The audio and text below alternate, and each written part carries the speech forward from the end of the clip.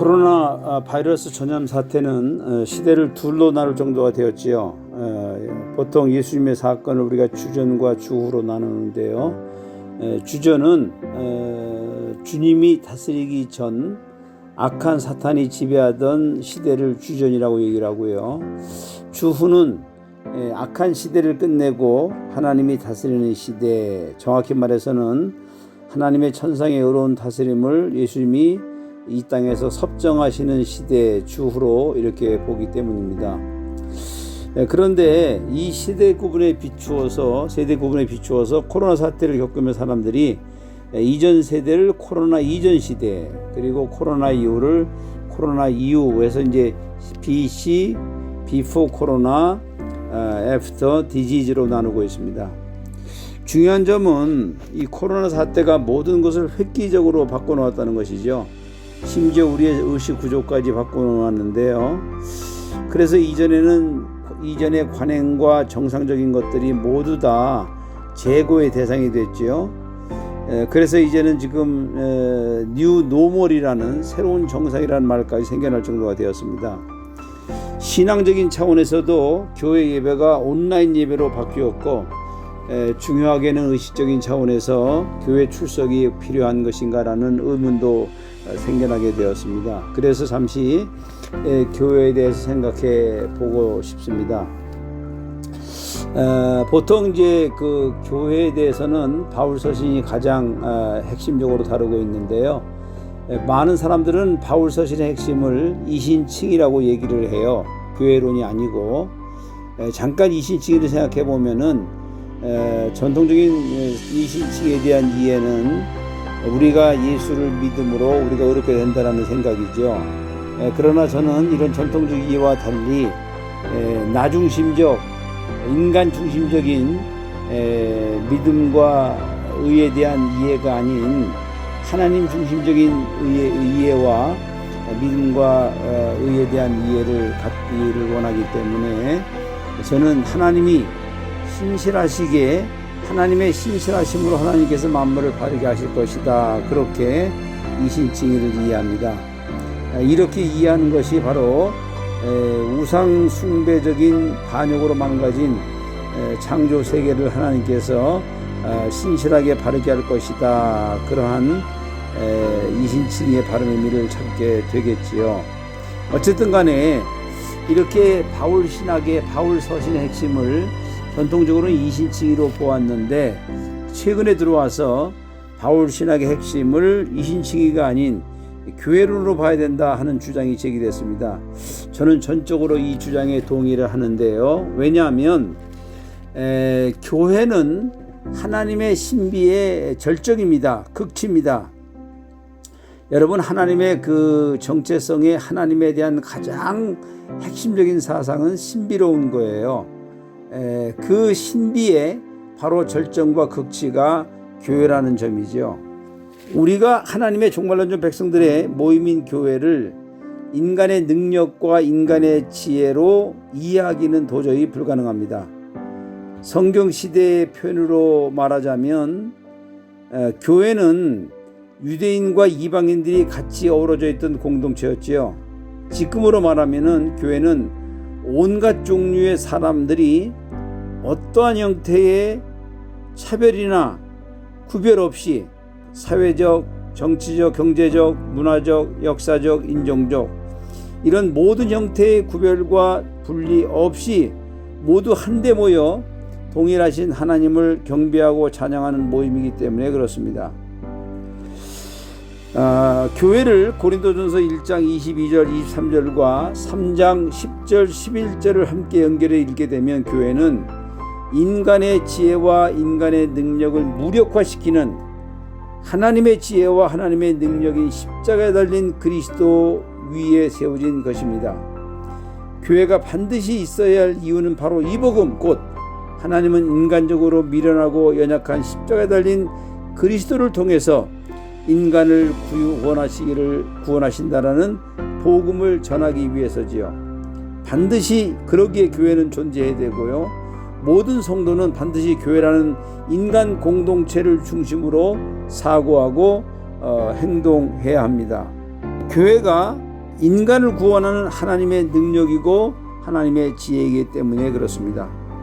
모두가 다 자기 잘났다 그러고 자기가 능력이 있다고 하는데 어떻게 하나님 나라가 이루어지겠어요? 결국 하나님만 잘났고 하나님만 능력이 있어 이렇게 말하는 교회를 통해서만이 하나님 나라가 이루어지겠지요. 그렇습니다. 어려운 시절에 교회 출입이 제한되어 있지만 어쨌든 교회 곧 하나님의 종말론적 공동체를 중심으로 사고하고 행동하는 일은 절대적으로 멈춰서는 안 될 일입니다. 이것이 하나님의 나라가 이루어지는 방식이고요. 하나님의 나라를 맛보는 현재적인 실제적인 방식이기 때문에 그렇습니다. 그렇다면 코로나 시대에 살면서 어떻게 하나님의 공동체인 교회 중심적인 삶을 살려가며 살아갈 수 있을까요? 잠시 예수님의 광야 시험을 살펴보고 이에 대한 대답을 해보고자 합니다. 예수님의 시험은 개인적인 유혹이나 시련이 아니에요. 예수님의 시험은 하나님의 새로운 새 인류를 대표하는 예수님을 통해서 이 땅에 임한 하나님의 나라에서 우리는 어떻게 하나님 나라의 구성원들로 살아가야 하는가를 보여주는 삶의 전형입니다. 첫 번째 시험은 우리는 하나님만을 전심전력으로 의지해야 한다는 것을 말합니다.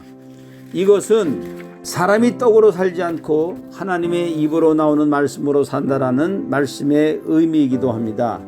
이 고백은 이스라엘 백성이 만나를 먹을 때마다 그렇게 고백하도록 의도되었던 성례전과 같았습니다. 마치 우리가 성찬식에서 떡과 포도주를 마실 때마다 대할 때마다 주님은 나의 참 생명이요 영원한 생명의 원천이십니다.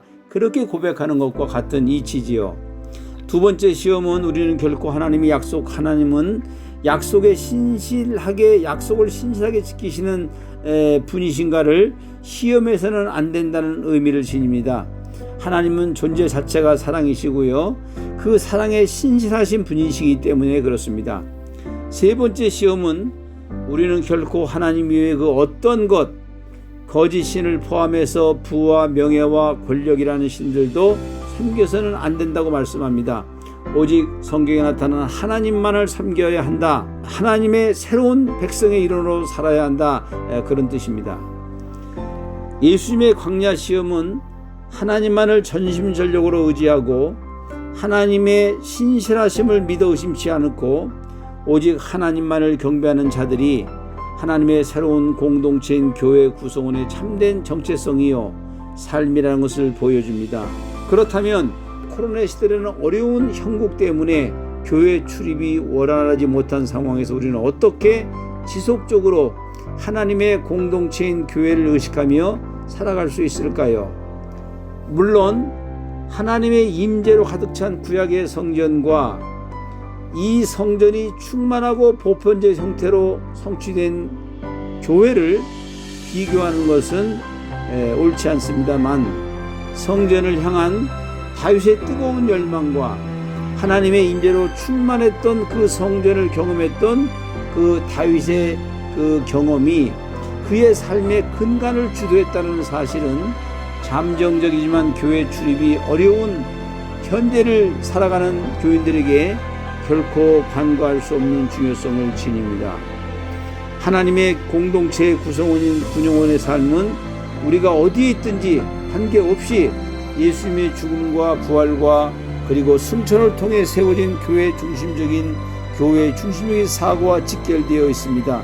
이 사실에 집중할 뿐만 아니라 이 사실을 믿는 공동체인 교회는 이 사실을 믿을 뿐만 아니라 이 사실을 선포하고 이 사실을 삶으로 함께 살아내는 공동체입니다.